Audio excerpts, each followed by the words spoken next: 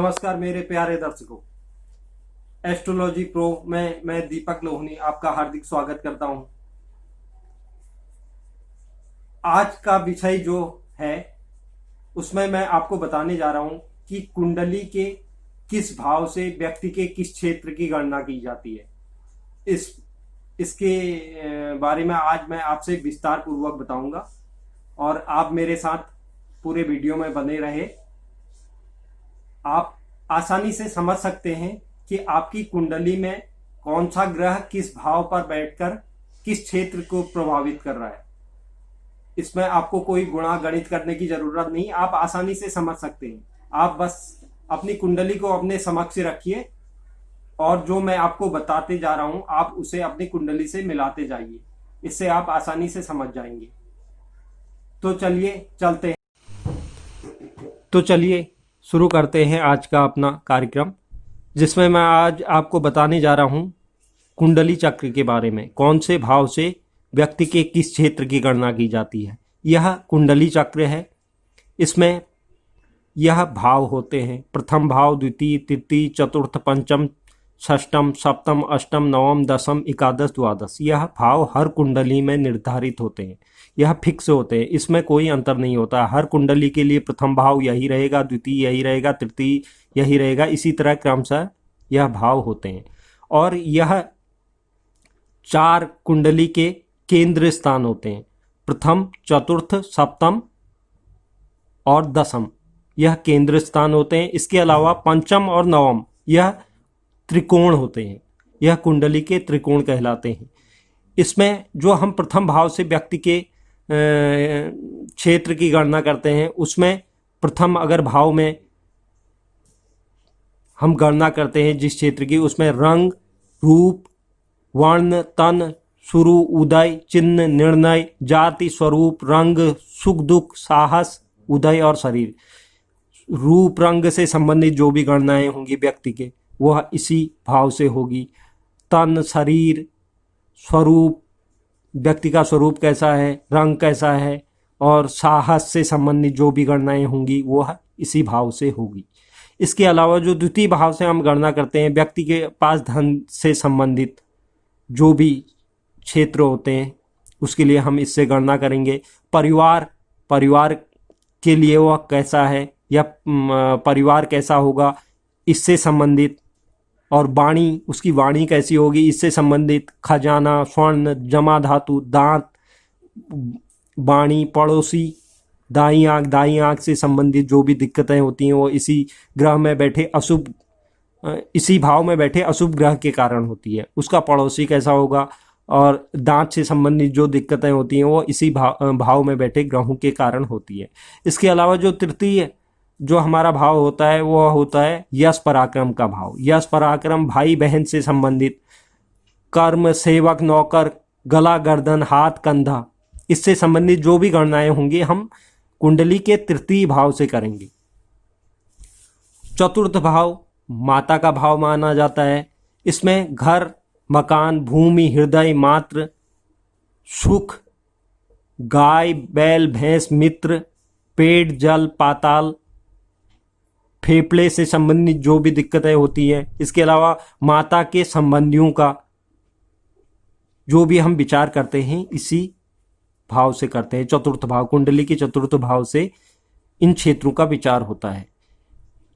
व्यक्ति के विद्या, पुत्र, नीति, अपने लिए, प्रेम, गर्भ स्थिति, दिल धड़कन, पेट से संबंधित जो दिक्कतें होती हैं उसके लिए हम कुंडली का पंचम भाव देखते हैं। इसमें विद्या और संतान से संबंधित जो भी क्षेत्र होते हैं उसे हम इस भाव से देखते हैं, पंचम भाव, कुंडली के पंचम भाव से। यह त्रिकोण भी कहलाता है।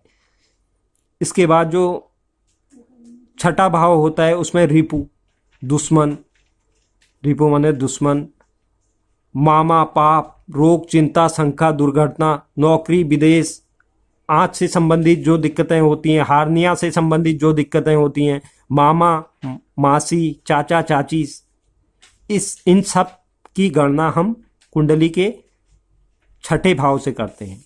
इसके बाद सातवें भाव से जो हम गणना करते हैं उसमें व्यक्ति का दाम्पत्य जीवन, विवाह से संबंधित, रोजगार से संबंधित, पति पत्नी से संबंधित, व्यापार, जुआ, अस्त्र, युद्ध, यात्रा, मुकदमा, प्राप्ति, शुभ फल, गुप्तांग से संबंधित दिक्कतें, पार्टनरशिप, अगर वो कोई व्यापार करता है पार्टनरशिप उसके लिए कैसी रहेगी, इससे संबंधित जो भी गणनाएं होंगी वह हम कुंडली के सप्तम भाव से करेंगे।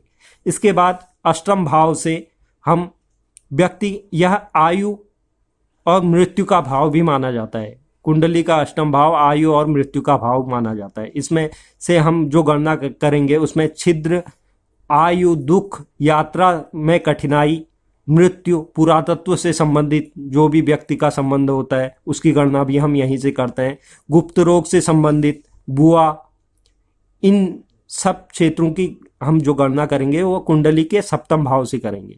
इसके बाद आती है अष्टम भाव। अष्टम भाव से हम व्यक्ति का भाग्य भाव कहलाता है। ये किसी भी कुंडली का भाग्य भाव हमारा नवम भाव भाग्य भाव कहलाता है। इसमें धर्म, तीर्थ यात्रा, स्वभाव, भाग्य, प्राप्ति और जांग से संबंधित जो दिक्कतें होती है वह कुंडली के नवम भाव से होता है। और कुंडली की जो दसम भाव से हम गणना करते हैं उसमें कर्म, नौकरी और व्यवसाय, इसकी गणना हम कुंडली के दसम भाव से करते हैं। और यह पिता का भाव माना जाता है। इसमें व्यक्ति का पिता के साथ कैसा संबंध है इसके बारे में हम जानते हैं। इसके अलावा व्यक्ति के पास रुपया कितना होगा और उसके अलावा राज्य, नौकरी से संबंधित जो भी होता है उसके लिए हम इसी भाव को देखते हैं। मान प्राप्ति, आकाश, घुटने से संबंधित दिक्कतें, टांगों से संबंधित जो भी दिक्कतें होती है, और भांजा, भांजी और भाभी, इसका हम जो भी विचार करेंगे कुंडली के दसम भाव से करेंगे। व्यापार के लिए इसके अलावा सप्तम भाव भी व्यापार के लिए देखा जाता है। सप्तम भाव और दसम भाव भी व्यापार के लिए देखा जाता है। इसके अब बात करते हैं कुंडली के दसम एकादश भाव की।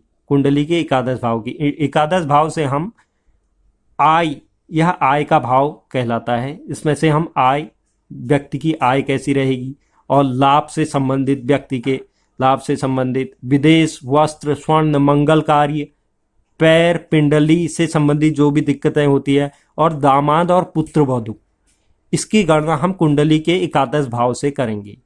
इसके बाद आती है द्वादश भाव जो व्यय भाव कहलाता है।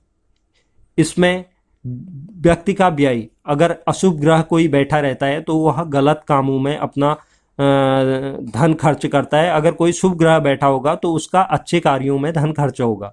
व्यय भाव और हानि, दान, दंड, बाहरी, कारागार, जो पुलिस प्रशासन, कोर्ट कचहरी, इसका जो भी देखा जाएगा व्यक्ति का इसी से देखा जाएगा। अगर इसमें कोई अशुभ ग्रह बैठा होता है तो उसे इनसे दिक्कतें होती हैं।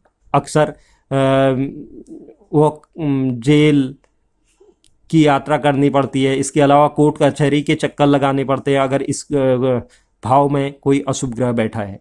इसके अलावा बंधन, संबंध और बाईं आंख की भी गणना इसी भाव से करते हैं। अब यह तो थे कुंडली चक्र के। कुंडली चक्र से हम कैसे देखें कि किस भाव में कौन सा ग्रह बैठकर क्या परिणाम दे रहा है। अब मैं आपको एक तरीका और बताता हूं। इसके अलावा यह तो देखना ही है, इसके अलावा भी एक और हमें गणना करनी है जिससे सटीक फलादेश हो सके। उसमें हम देखेंगे, अगर पिता की गणना करनी है, व्यक्ति का पिता के साथ कैसा संबंध रहेगा, तो उसके लिए एक हम कुंडली का दसम भाव देखते हैं। दसम भाव से हम यह पता लगा सकते हैं कि उस व्यक्ति का अपने पिता के साथ कैसा संबंध रहेगा।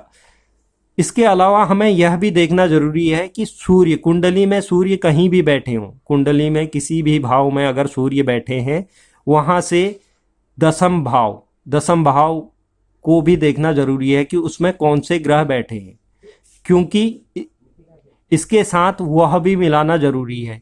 पिता का विचार कुंडली में स्थित सूर्य से दसम भाव में बैठे ग्रहों से भी किया जाता है। जैसे सूर्य यहाँ पर बैठे हैं, इस स्थान पर सूर्य बैठे हैं, यहाँ से दसम भाव होगा 1 2 3 4 5 6 7 8 9 10। 10वां भाव सूर्य से 10वां भाव यह हो रहा है। अगर किसी की कुंडली में सूर्य यहाँ पर बैठे हैं, यहाँ से 10वां भाव यह हो रहा है। यहाँ पर हमें यह देखना है कि कौन से ग्रह विराजमान है। अगर कोई शुभ ग्रह है और यहाँ पर भी शुभ है तो यह तो बहुत उत्तम है। अगर यहाँ पर शुभ ग्रह है, यहाँ पर अशुभ है, तो इस शुभ ग्रह के फलों में वह कमी ले आएंगे। इसके अलावा अगर दोनों में अशुभ ग्रह हो गए तो वह नकारात्मक फल ही देंगे। अब बात करते हैं इसी तरह अगले उसकी चंद्र से चौथा माता के लिए विचार किया जाता है। माता के लिए जो हमारा कुंडली चक्र में भाव है वह है कुंडली का चतुर्थ भाव। इसमें माता का संबंध व्यक्ति से, और माता से उसे सुख मिलेगा नहीं मिलेगा, इसके लिए हम इस क्षेत्र को देखते हैं, इस भाव को देखते हैं। लेकिन इसके अलावा कुंडली में चंद्र कहीं पर भी स्थित हैं, वहाँ से चौथे भाव को देखना है, उसमें कैसे ग्रह बैठे हैं इसे भी देखना जरूरी है। वैसे ही मंगल से तीसरा भाई का विचार करने के लिए भाई बहन का विचार जो किया जाता है कुंडली के तृतीय भाव से किया जाता है। इसके अलावा हमें मंगल कुंडली में जिस भाव में भी विराजमान है वहाँ से तृतीय भाव और देखना है कि इस भाव में कौन से ग्रह बैठे हैं, शुभ हैं या अशुभ हैं। बुध से छठा मामा का संबंध विचार। मामा के लिए कुंडली का षष्ठम भाव होता है, षष्ठम भाव कुंडली का मामा का विचार किया जाता है। इसके अलावा हम बुध से छठा भाव भी देखेंगे अगर सटीक फलादेश करना है तो। इसके अलावा जो हमारा अगला वो है गुरु से पांचवा संतान और विद्या। संतान और विद्या के लिए कुंडली में कुंडली का पंचम स्थान है। संतान और विद्या की जो गणना की जाती है वो यहाँ से की जाती है, लेकिन देवगुरु बृहस्पति कुंडली में कहीं भी विराजमान है वहाँ से पांचवा स्थान हमें देखना है, पांचवा जो भाव है उसे भी देखना है कि उसमें क्या स्थिति बन रही है। अब बात करते हैं शुक्र से सातवां पत्नी का विचार। अगर किसी पुरुष की कुंडली हम देखते हैं तो यह भाव तो देखना ही है, इसके अलावा हमें शुक्र ग्रह से सातवां, शुक्र ग्रह कुंडली में जहां पर भी बैठते हैं वहां से सातवां भाव भी देखना है, उसमें कौन से ग्रह बैठे हैं यह विचार किया जाएगा। और अगर किसी महिला की कुंडली देख रहे हैं तो सप्तम भाव के अलावा हमें जो देखना है वो देखना है चंद्रमा से सातवां, चंद्रमा से सातवां। अगर पुरुष की कुंडली होती है तो शुक्र से सातवां, अगर महिला की कुंडली होती है चंद्र से सातवां। इस भाव के अलावा हमें यह देखना है, उसमें पति का विचार किया जाएगा। और आयु के विचार के लिए हमारा अष्टम भाव होता है। इसके अलावा हम आयु के विचार के लिए शनि से आठवां आयु का विचार, शनि कुंडली में कहीं पर भी विराजमान होते हैं वहां से आठवां भाव भी देखना है कि उस भाव में कौन से ग्रह विराजमान है। तो उम्मीद है आप लोग अच्छी तरह समझ गए होंगे जो मैंने आपको समझाने का प्रयास किया, और मैंने आसानी से समझाने का प्रयास किया है और आप लोग समझ गए होंगे। तो इसी तरह से मैं आगे आने वाले वीडियो में आपके लिए नए नए ज्योतिष से संबंधित आपको ज्योतिष से संबंधित जो भी क्षेत्र होते हैं उनको समझाने का प्रयास करूंगा। आप मेरे साथ इसी तरह बने रहिए, और अगर कोई दर्शक मेरे चैनल पर नए हैं तो वो मेरे चैनल को ज़रूर सब्सक्राइब करें, शेयर करें, लाइक करें और बेल आइकन को ज़रूर दबाएं, जिससे आगे आने वाली वीडियो का नोटिफिकेशन आपको प्राप्त हो। और अगर आप चाहते हैं दोस्तों कि मैं आपकी किसी परेशानी या कोई भी जो जीवन में चल रही परेशानी से संबंधित मैं किसी विषय पर समाधान के लिए एक समाधान का उपाय आपको बताऊं और उस पर एक मैं वीडियो बनाऊं, तो आप कमेंट बॉक्स में मुझे ज़रूर लिखें। मैं आगे आने वाले समय पर उस विषय पर एक वीडियो बनाऊंगा जो आप तक पहुंचेगा। दोस्तों, मेरा वीडियो आपको पसंद आया तो आप मेरे चैनल को सब्सक्राइब करें, शेयर करें, लाइक करें और बेल आइकन को ज़रूर दबाएं, जिससे आगे आने वाली वीडियो का नोटिफिकेशन आपको प्राप्त हो।